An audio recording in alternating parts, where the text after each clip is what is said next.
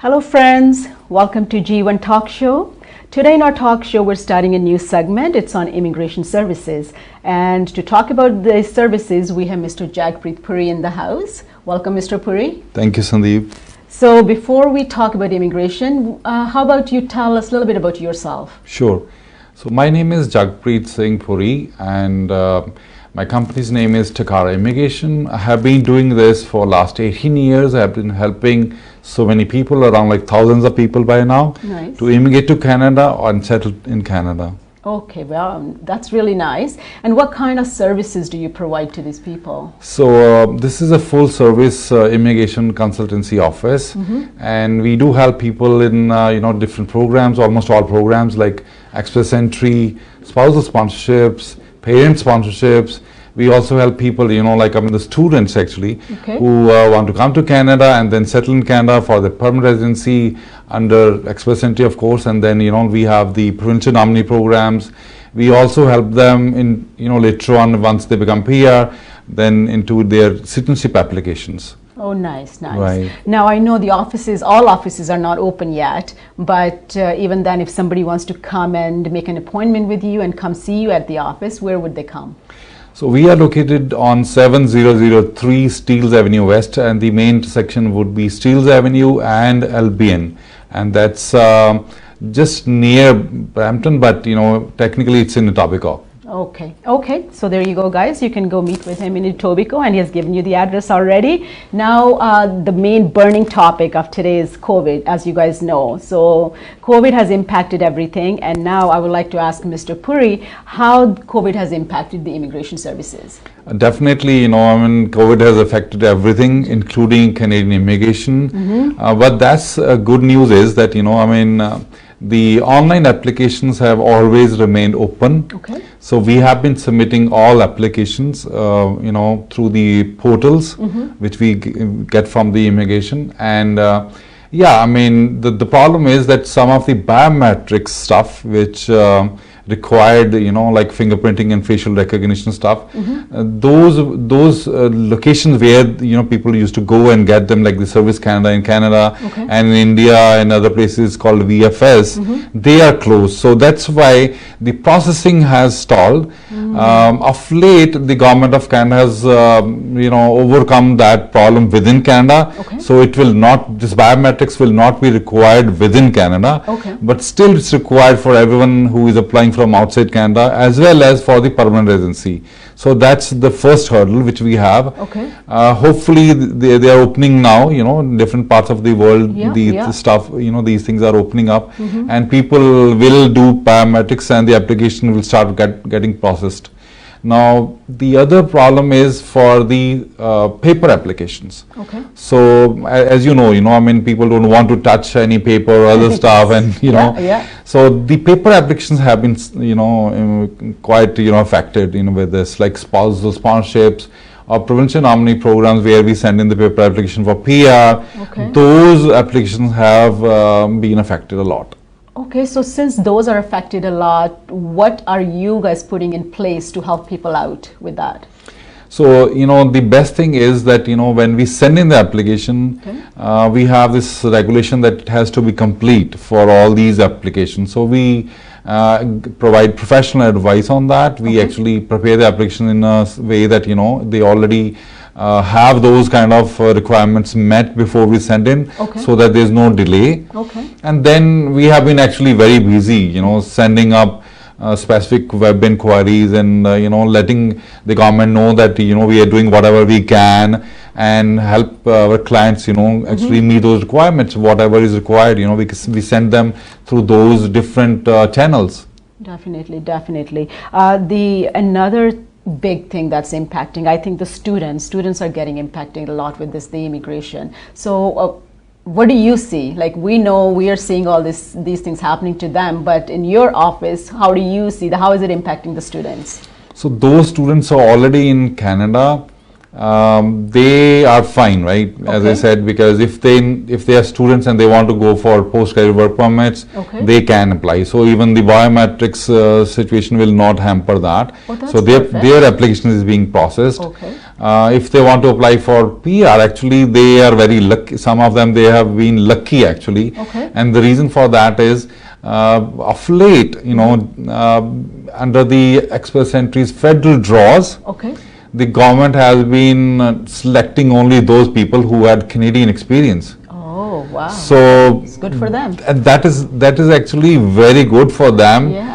The points, the lowest cutoff, that went down to 431.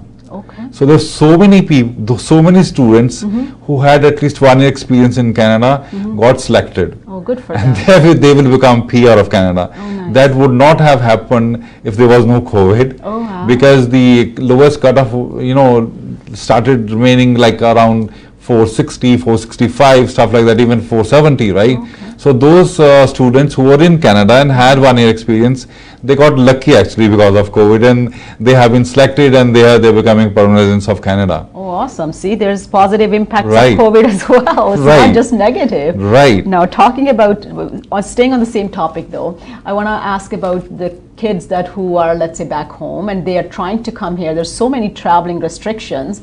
How is it impacting those processes or applications? So the government of Canada is very smart. They don't want to lose money. Yes. Because it's around 20 billion kind of industry, right? Oh, wow. So the of late they have put in a temporary policy for that. Okay. So what that means is, let's say if somebody wants to apply for this coming fall session, they can apply, and now there will be a two-way, like two-stage process. Okay. So what that means is they can send in all the application online, and that will be processed very fast. Now initially they will be given, if their stuff is fine, they will be given in principle approval. So it will not be a final approval, it will be called in principle approval. So once they get in principle approval, they can actually study online from India or any other country overseas. So that's great initiative which the government has taken. They can still be in their home, study online from the Canadian education institution. Now the only caveat is that they can do up to 50% of the total study program online from India. So they will have to come to Canada to complete the rest of the 50%. Right.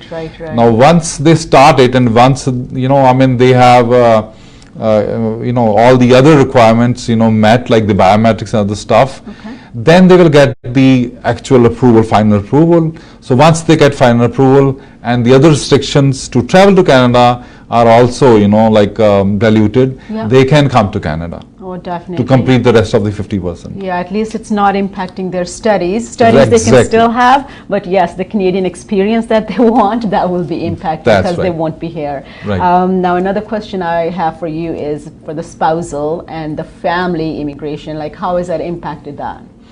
So as I said, the family immigration, which means basically the parent sponsorship, they used to have kind of draws or lottery system or any kind of thing. They used to pick up select around like 10,000, 15,000 every year in the beginning of the year, which is probably Jan and Feb. They have been doing that for quite some time. This year they wanted to take some more time to make a new system so that it's fair to everyone. And when they were doing that, we had this COVID, and after that they have not come up with any parent sponsorship program as yet. I think that COVID has affected that. It has impacted, and it's not fair for the parents too, because the traveling is not good at that age, and it can impact everybody, which is so that has been stalled as of now. I think so, but hopefully they whenever things open up, they should come up with the parent sponsorship thing. Perfect. So what about spousal? Spousal immigration is in place. we still have that, I mean, in place. Okay. So, if somebody got married, or if somebody is in Canada who is living in a common law relationship, we can still send in the application. It is still being processed. But as I said, because of COVID, it is a paper application, so it might take some more time. Okay. Yeah. All right. Well, it'll take some time, but eventually it's going to happen, guys. Right. And so things are improving. So, well, it's going to get better. That's all I can say right That's now. right. And there's another question that I have is, how is COVID impacting the Ontario PNP? And for us who don't know anything about PNP, can you please explain a little bit that as well? So what happens is, normally the Canadian immigration is a federal subject, like the government of Canada takes care of that. Okay. But we have different provinces and union territories, so the government has given, some initiative to actually they are going even further, So they have these provinces, they can select, they can have their own criteria, and once they have their programs, like in Ontario we have different kind of programs, which some of them they are point based, they pick up from the normal federal express entry profiles, but the others they are job based and stuff like that. So they have various programs, So once a person gets selected in that program, then they get nominated. So once they get nominated, then we can apply for permanent residency of Canada. So that's how it operates.